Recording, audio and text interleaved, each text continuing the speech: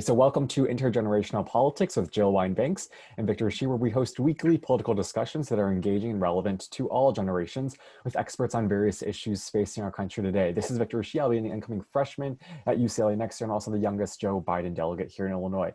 Jill, can you give us a brief introduction about who you are? Sure. I'm the co-host with Victor, and I am also a Biden delegate. I'm the author of The Watergate Girl, which I hope you'll all read, based on my experience as the only woman trial attorney in the Watergate case. I also served as general counsel of the Army, as Solicitor General and Deputy Attorney General of the state of Illinois. And maybe more relevant to this conversation, I was the Chief Officer for Career and Technical Education for the Chicago Public Schools, and so have some background in administration of a school program. And we're very excited today to have an expert who Victor will be introducing. Yeah. So as always, we want to thank you for listening to Intergenerational Politics. On our show today, we'll be discussing the topic of reopening schools amid coronavirus. We've already been seeing schools reopening and others are just days or weeks from reopening. So to help us understand what schools will need to do to reopen safely, we're so excited to be joined by Elaine Maimon.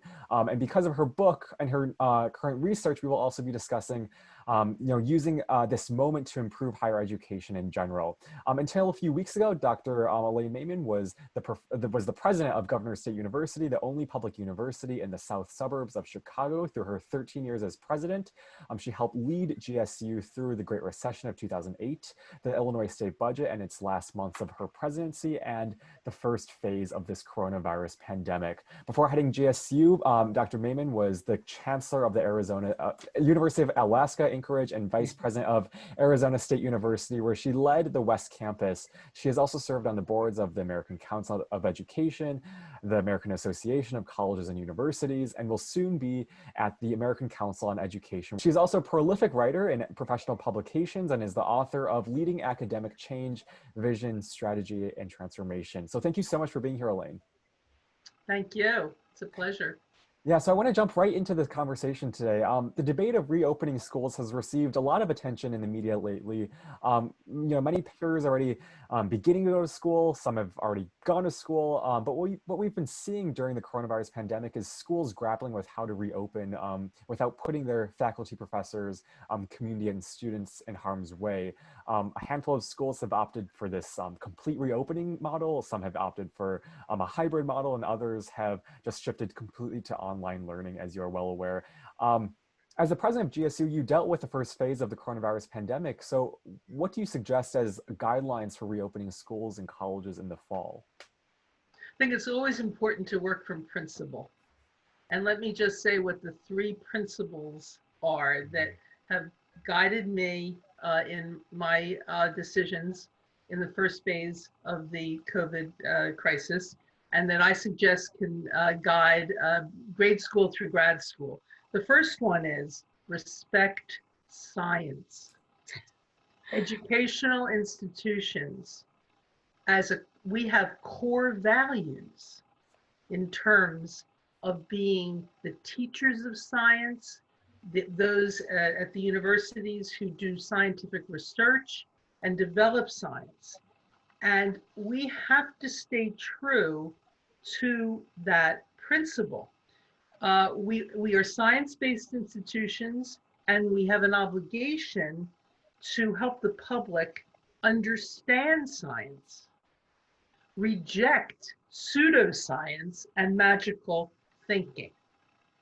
We have to make decisions based on evidence. And the evidence in different localities is going to be somewhat different, but we have to be sure to look at it objectively and carefully. The other thing we need to do is to help the public understand that science is iterative. We change hypotheses and continue to test them. We don't find permanent solutions. So, for example, very early on in February, early March, Dr. Fauci had some questions about masks. And of course, he was referring then to the more technical kind of mask that has to be preserved for healthcare workers. Now he is emphatically, based on further research, saying that not masks so much as face coverings are absolutely essential to stop the spread of the virus. And yet he is criticized because, oh, well, back in February, you said no mask and now you're saying mask. That is a ignorant misunderstanding of science.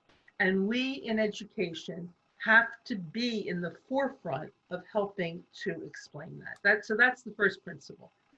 The second principle is respect teachers, staff, students, and communities. And what that means is the top priority in that respect is to protect the health and safety of all of those constituents. That's our first priority. That was my first priority as president of a university, that whatever the circumstance was, I had to make a decision so that I protected the health and safety of anyone at the institution. The second way to respect these different constituents is to make sure that education is of the highest quality, whether it's remote, hybrid, or in person. It has to be of the highest quality. It can't be cutting corners, or online education can be remarkable. It has to be remarkable if we're going to be doing it more so than we've been doing it before. We have to analyze course goals and determine how to meet those goals on various platforms. That's the key. It isn't, well, what percentage are you going to be remote or so forth and so on. You have to look course by course at how you're going to achieve your goals. The third principle is be creative. Innovate with remote delivery. This is an opportunity to do all kinds of interesting things and to make remote delivery more interactive than a 300 student lecture, to tell you the truth. And we have to also find new ways to create relationships online, because that is so key in education at any level, from grade school to grad school. And then third, we have to use this catastrophic time to plan for a different future in education. Yeah, for sure. I think just to kind of reiterate those three pillars. So one is, respecting science, respecting teachers, the staff, the community at the school, being creative, and then lastly, knowing that this moment will definitely bring about changes to higher education, hopefully for the better. So in terms of these pillars, what we've been seeing with colleges that have begun to reopen or are kind of like working through that phase is kind of like dealing with those three pillars with some of these guidelines for in-person learning. So we see, social distancing, cleaning, testing, contact tracing, kind of restricting how many people go into gyms and dormitory hallways. But one big requisite for all those things is funding and money. So we know that many elite private institutions, like Harvard and Yale and some of those top institutions, those funds aren't really a big problem for them. But for public universities and for smaller colleges that don't really have as big of an endowment, how difficult is it to find and maintain some of these guidelines? And if they don't have the funding, does that mean that they don't reopen, or that they have to cut funding from other activities like sports and extracurriculars? Like, how should this be handled from that funding aspect? Well, before the pandemic, in this topsy-turvy society, the public institutions that are doing the major work in educating what I call the new majority have been seriously underfunded, and it's just been wrong. When I say the new majority, let me define that. That means first generation, students of color, adults, and military veterans. Those students were marginalized for a very long time. They are now the majority. And one of the major changes that needs to occur and be accelerated this year is more attention to that group that is the majority. Now, in terms of funding, what I have recommended to institutions of various places on the economic scale, that this year is a year for investment. That sounds counterintuitive, But what that means is that for the public universities, I know right now in Congress, there's a big debate about further assistance to the states and to the public universities.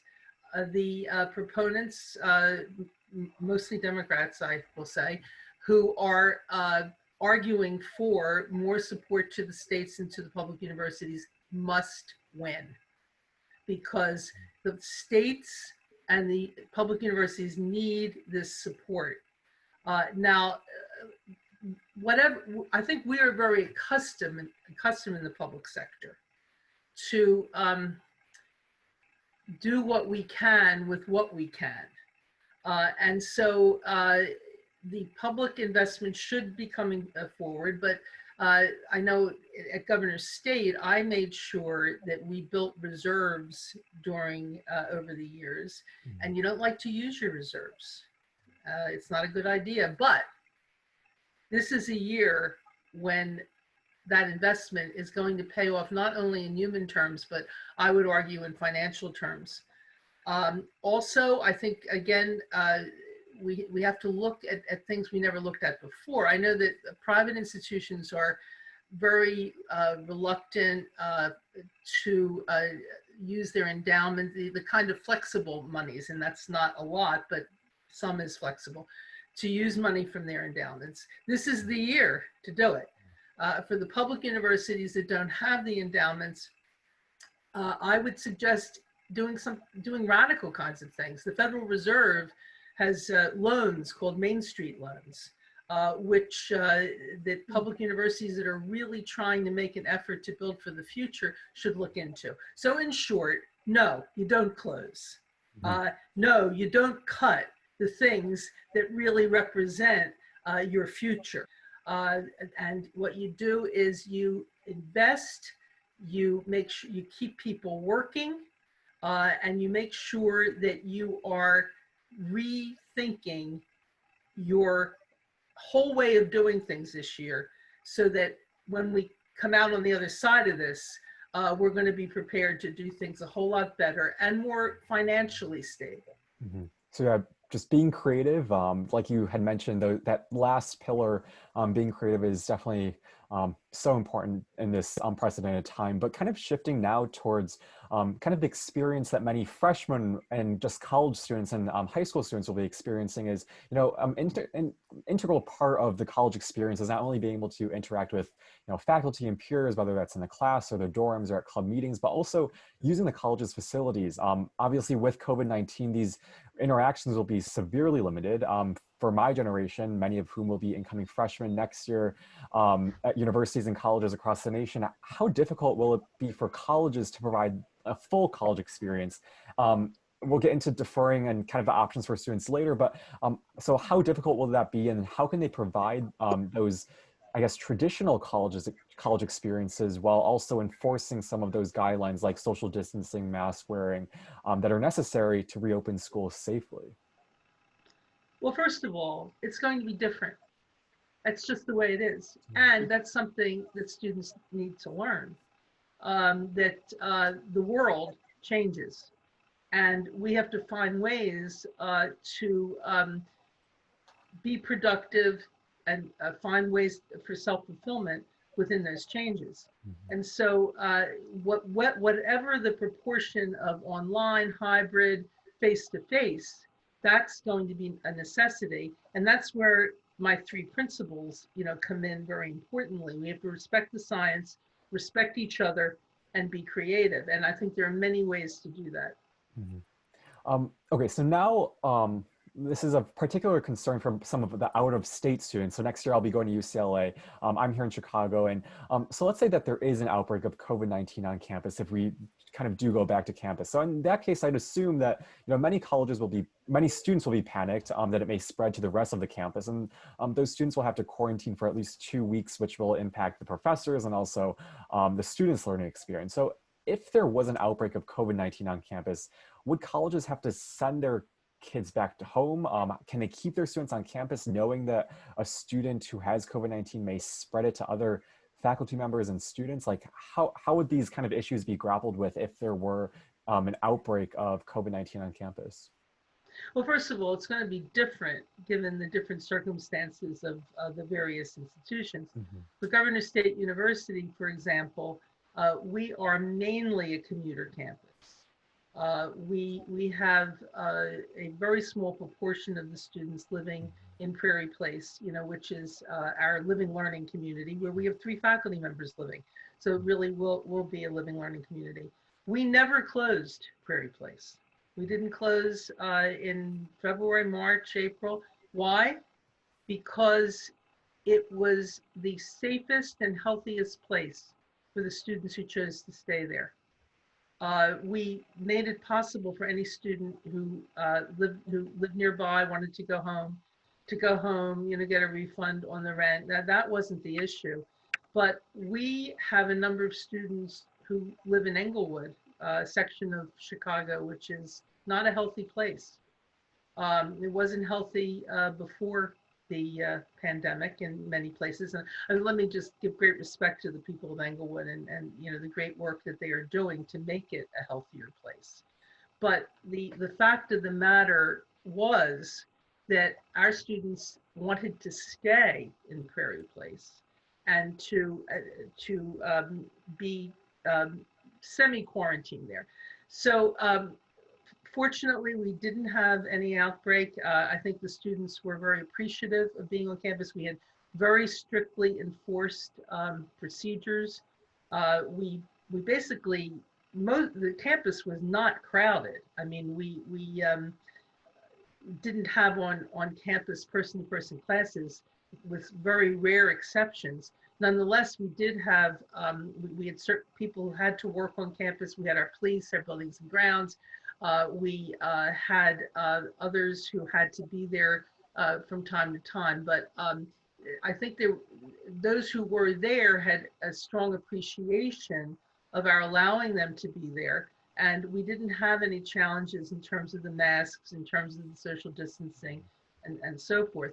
Now, that's a different situation. Let me use University of Illinois as another example, because I think they are doing an amazing job. First of all, their scientists in epidemiology have developed a saliva test for COVID.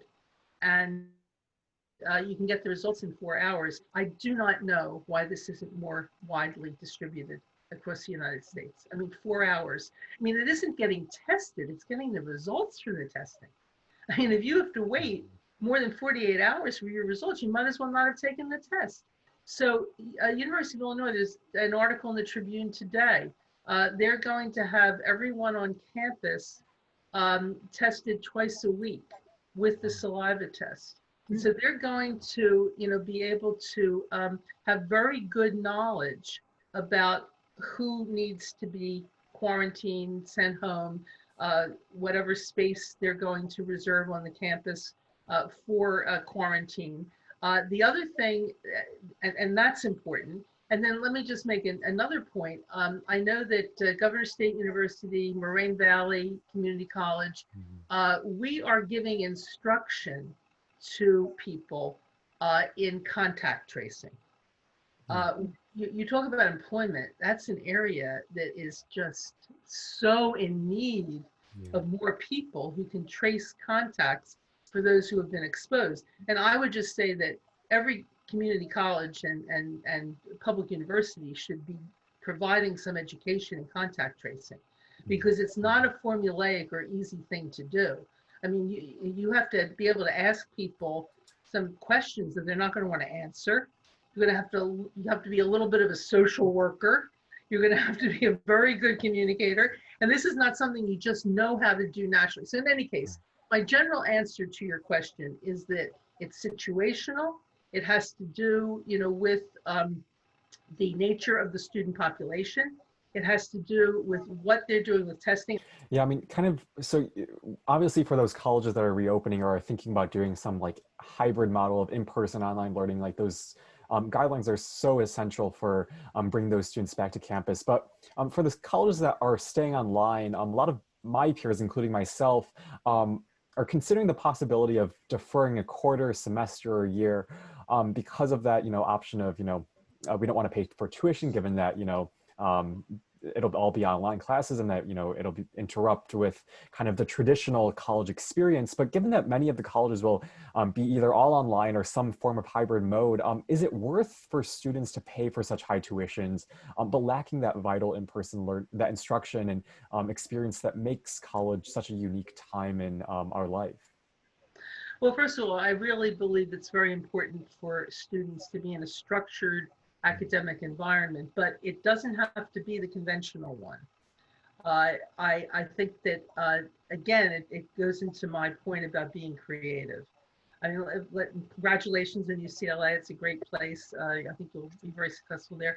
And, you know, what I would recommend that you do is to talk to the people at UCLA. Start with the admissions office, but then get connected with a professor, a political science professor, or a professor who would be interested in doing an independent study with you, where you could not just do your podcast and be a delegate at the Democratic Convention, but the important academic part of that is reflecting on it. And, you know, doing what you would need to do according to your professor to show those reflections. Maybe it would be in podcast form. Maybe you do a podcast reflecting on the experience as a delegate or whatever. But I would try to work out something that would involve your enrollment at UCLA, but with your opportunity to do something creative that would be academically very sound. And it would be a win-win situation, because the universities and colleges that are creative in this way are going to be the ones that are going to emerge from all of this in the best places. And for you, Victor, there's certain kind of practical things that you will miss out on if you are not enrolled anywhere.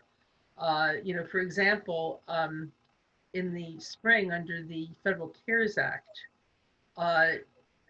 universities were able to give students funds for anything, but it was mainly so that they could increase their technological capacities. They could not have to make a choice between food and a new computer.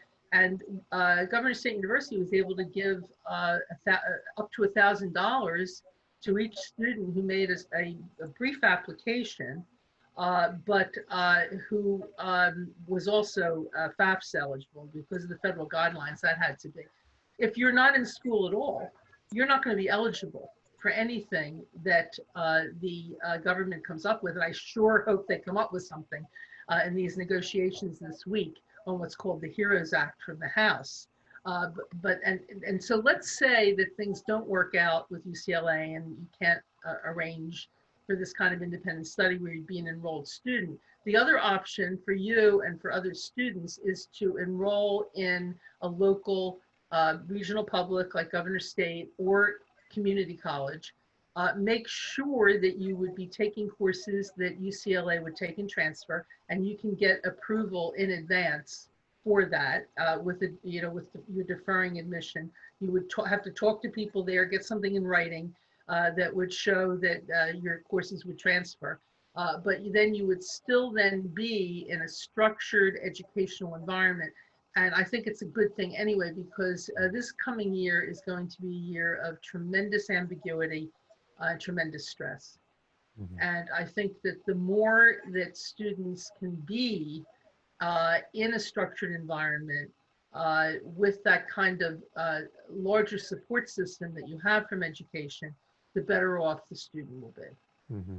Yeah, and I think just when this pandemic started in high school, like being a graduating high school senior, like a lot of my peers were saying how like when this first started, it was just a lack of structure that really got to them and kind of affected their learning environment. So I do think that maintaining that structure is important, but kind of finding, like you said, those creative ways that you can maintain that structure, whether it's this independent study or whether it's, you know, going to community college. I think it's definitely advice that I hope all students will listen to and really follow. But I do know that Jill wants to ask some questions, so I'll hand it to her.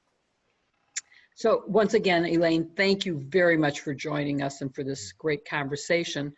I want to start with maybe a slightly different perspective, which is instead of from the student's point of view, I want to talk about parents and school administrators and their point of view. There's been a recent sort of kerfuffle locally about reopening schools, where the school said, no, we're not reopening. It's too dangerous to the faculty. It's too dangerous to the students, and health concerns just are predominant.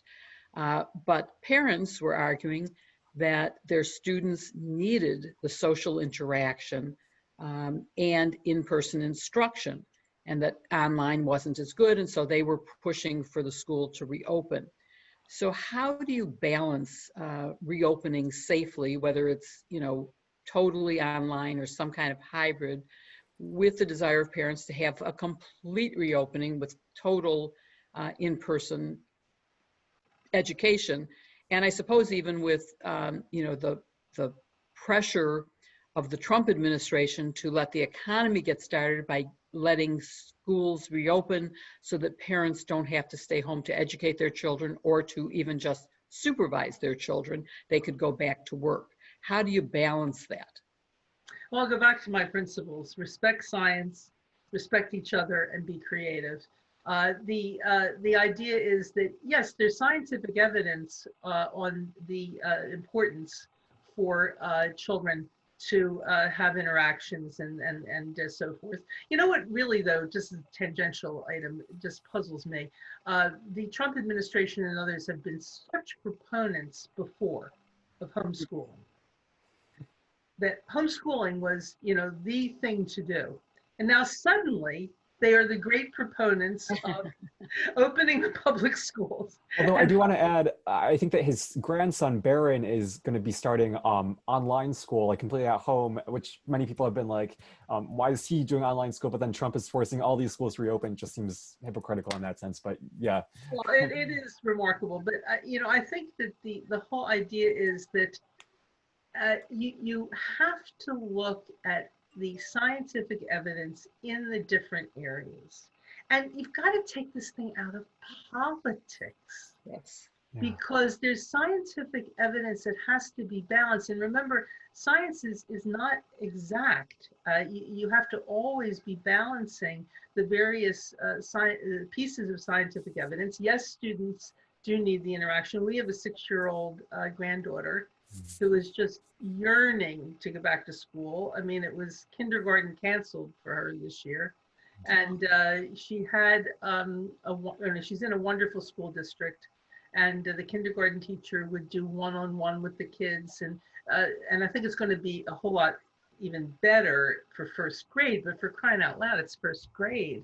She was just on the verge of reading. And in any case, so I'm very sympathetic with, the scientific evidence that says that students need the social interaction, but that's not the whole picture. It doesn't help anybody if the children are not, maybe they're not getting sick themselves, but if they are carriers and are, creating illness in staff and teachers, that's not going to help the economy. That's not going to help education. It's not going to help anybody. So these things really have to be balanced. The other thing is that, we have to respect teachers. If you have a teacher who has a pre-existing condition or is vulnerable in what we know scientifically is going to put that teacher at very great risk, I don't think there's any way that that teacher should be forced out of quarantine and, and doing anything but doing it remotely. I just believe that very strongly. You just don't do that to people in terms of, forcing them to choose between their livelihood and their health. But then my third point, in terms of being creative, that's the key. We had to go into the quarantine very suddenly in March. And even with that, I am so proud of faculty members at Governor State University. The things that they did creatively during that quarantine. I'll give you an example. An art teacher was teaching printmaking, helped the students through Zoom and other ways to use household items, magazines, and other kinds of things to transfer images. And this is something, this is a great thing to learn, that you don't need, kind of very high-powered printmaking equipment, to be an artist. And another art faculty, I'm very proud of our art faculty, was a ceramics teacher.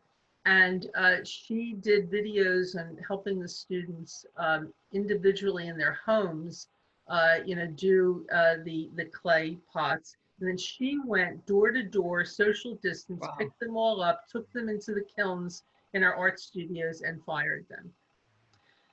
That's the kind of creativity that we need to see just on steroids as we go into the new academic year. The idea that the teachers have developed ways to be more creative, more engaging, using the technology in ways that has never been used before in order to make it productive. So as I say, those three principles still hold for decisions on this matter. Thank you. I have to say, listening made me remember in my era using a potato to carve an image in to create a Christmas card one year. So that was my printmaking back then. There you go. But also listening to you made me, I have a whole series of questions, but I want to sort of jump ahead in my mind to one about some of the benefits that might come out of this, the opportunities for positive change that this COVID pandemic may allow for high schools, colleges, universities more broadly. I know you've thought about this a great deal and written about it. And if you could just sort of give us a brief description of what you think positive could happen as a result of these challenges. Yes. In fact, if listeners want to look at my article that was published last week, it's in a publication called Inside Higher Education. It's the online newspaper of record for universities and colleges. And the article is called From Triage to Transformation. And the point of the article is that we are not simply dealing with a worldwide pandemic. We're dealing with the confluence of the pandemic with a heightened awareness of social justice and an economic cataclysm. All three interacting, and in fact, they are interrelated in very important ways. And so this is a moment, and there was a great deal of reform going on. I'll talk about higher education now for a moment, but it really does apply across the board in terms of reforms that make our institutions places where the new majority of students can find self-fulfilling education. And I know that Governor State was very much involved in these reforms and continues to be so. And a number of other reform-minded institutions have been working on these means. I'm very proud of my service on the board of the American Council on Education. And I do refer listeners and viewers to look at the names of the board members of that group, because it's an amazing, across the different sectors, reform-minded group. Georgia State University, University of Southern New Hampshire, take a look. But my point is that those reforms were started, and I look at this coming academic year as a time to accelerate those reforms. I see it as a now or never situation. And I see that there are tremendous stakes, very high stakes. In fact, our democracy is basically in question. And this is the year, this is why I say it has to be a year of investment. This is a year when we have to accelerate what we have already been thinking about doing. For example, on the first year in college, where we have to be sure that full-time, fully committed professors who are engaged not only with teaching, but with research on that first year, are engaged with students at most types of institutions. At a place like UCLA, Victor, I would settle for the full-time faculty, let us say in English composition, working with very heightened preparation of graduate students to be committed to the first year student, and not modeling it by having a few of them teaching it. This is something the University of Pennsylvania, my alma mater, did a number of years ago. That is, you think, I don't know if people realize how revolutionary that is in higher ed, but it is, because there's this thing called the Maimon hierarchical fallacy, where professors tend to think that if I teach graduate students and you teach freshmen, I must be smarter than you. And we have to get over that. And this is the year to get over it. We have to, another kind of snobism in higher education, which really gets in our way, is the partnerships between four-year universities and community colleges.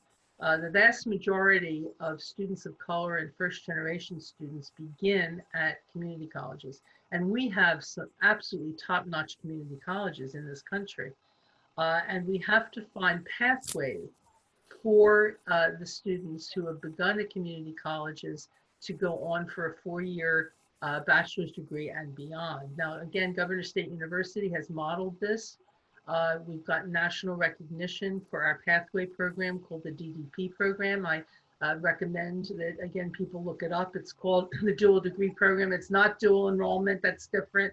It's 2 degrees, associate degree, bachelor's degree. So those are just some examples of what we need to do this year in order to come out on the other end of this, ready to have reformed, reimagined, transformed educational systems that will then carry us through for the rest of the century. One thing for sure, Dr. Maimon is a transformational leader. I was privileged to be on her President's Advisory Council for a number of years now while she was president. And I saw firsthand how she dealt with the budget crisis in Illinois, where there was no state funding. And she was, already into the semester trying to figure out how she was going to pay to staff, faculty, provide the housing.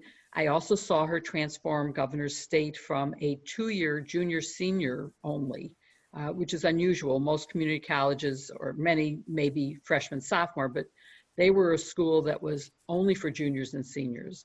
And she transformed it to a 4-year school and then added a residential facility as well. So she's really a transformational leader. And so I'm glad we've had your input on this. Maybe just a few more brief questions before we wrap up. Because you've written a lot about higher education and leadership, and we've talked now about what COVID-19 could do to actually improve higher education. What do you think are some of the specific challenges right now for educational leaders and institutions in this academic year starting now? Well, I think that it's just human nature. When you have to do triage, that can be all you do, because it is just so panicky, so all-absorbing. And so I think the real challenge is to go beyond triage to transformation. In my article in Inside Higher Education, I talk about from cocoons, butterflies. And we have to really be thinking about that metaphorically. So that's a very important challenge.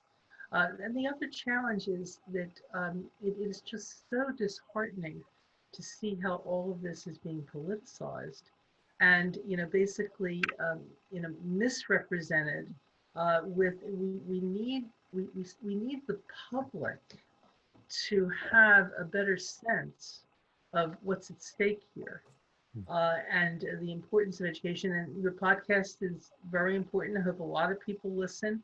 But we have to find as many means as we can, because we are working at cross purposes with some of the political kinds of statements that are going around out there. And one of the worst things is this attack on science. I mean, that is just horrendous. So we will be posting a link to your article so that our Mhm. listeners can Mhm. all read it themselves. For sure. And again, maybe one or two last questions. I want to focus on the cost of tuition. Victor and I have been talking about his upcoming college experience. And of course, I'm very concerned about not having the full experience and still paying the full tuition once I learned how much tuition for out-of-state students is. And then I checked my own alma mater, where, of course, I went as an in-state student at the University of Illinois downstate. And it's hard for me to imagine how anyone can afford to go to school.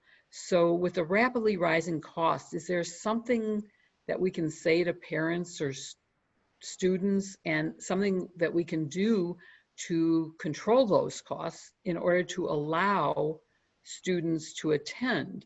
Is there any reality to free college, even at the community college or the state-run school level? What can we do about tuition? Well, two ways to address that. Let me say that Governor State's motto right now is learn local. And I think it's very important for students in Illinois to recognize the extremely high quality of education that can be obtained here. I mean, I think that I'm so proud of the faculty. I'm so proud of what we offer at Governor State University. Any student going there, which is the lowest tuition and mandatory fees in the state of Illinois, is going to be very well served. So I think that I think families should be looking at that and be thinking about that. That's number one. Number two, as I mentioned earlier, we're looking for very strong, viable, creative pathways from community college to universities, four-year pathways. We can counsel students at Governor State University to graduate without debt, whether they're in the dual degree program or we provide some additional support, or we, in our four-year undergraduate program, we are able through student employment, which we are sustaining. Students are employed, they're working remotely, they're doing all kinds of interesting things, but we can help students figure it out so that they can graduate without debt. But let me take it from the other standpoint, because let's look at the private liberal arts colleges. Let's look at the Ivy League. I'm an Ivy League graduate myself on full scholarship. I think students and families have to take into account, what is it that they are really paying for there? You're paying for the prestige of the institution. You are paying for whatever interaction the institution is going to provide for you in terms of whether it's Zoom or whatever, whatever creative things they're going to do so that you're going to be a Yaley or you're going to be a UCLA person. And of course, the rich institutions are really quite generous about enormous financial aid packages where you can actually, where students who are in need can actually have no debt when they graduate. And I don't know if the general public even quite understands that, but it's true. So I think that it really is a question of, families thinking through your values. Let me go back to the public sector and I know pressure in the public sector. How could we reduce tuition right now? All of us in the public sector, from University of Illinois to Governor State University, every one of us is trying to be creative and to invest in a very strong student experience right now. Our tuitions are already low and subsidized by the state.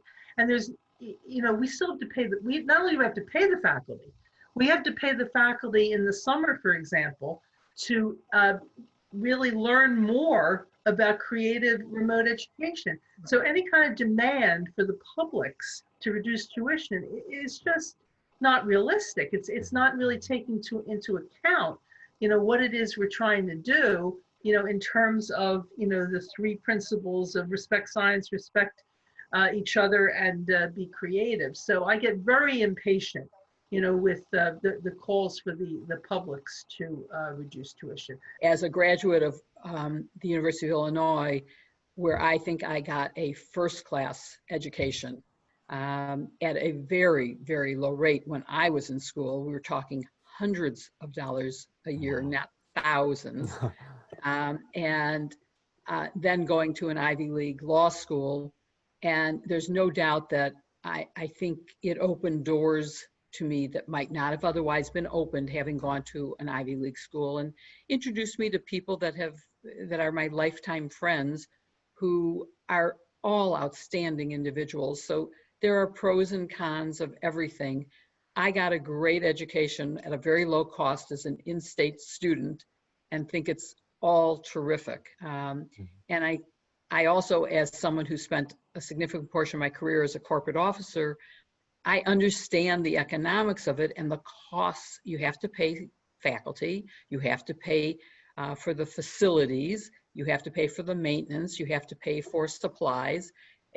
You aren't wasting money. And also, as going through with you, the budget crisis in Illinois, where you weren't getting any money, and how you managed to continue educating students during that time is just phenomenal. So I think that may be a whole nother discussion that would be worthwhile for people to really think about what is the cost of education, but keeping in mind the possibility that even though, for example, in Illinois, they weren't even paying what they were supposed to pay to maintain the universities that are state-run universities, but still the idea of free tuition at community colleges is an idea whose time may have come, and it's something that we need to think about in terms of the future of our society, where schooling is necessary for the economy. It's necessary for people to get the jobs that pay well. They have to have certain educational background. But that's a whole different conversation. And I think that unless you have something that you would like to add, something we didn't ask about that you think is essential for our listeners to know as schools begin the tough part of reopening with social distancing and sanitary measures that will protect students if they are in class. Well, let me just say something that we didn't really cover, and leadership matters. And I just want to do a shout out to Governor Pritzker, yes, and to Mayor Lori Lightfoot, because I really do believe that the three principles that I articulated about respect science, respect each other, and be creative are really exemplified in both of them. And it makes a huge difference. And I have served under a number of different governors in this state. And I think we are fortunate that we have Governor Pritzker right now.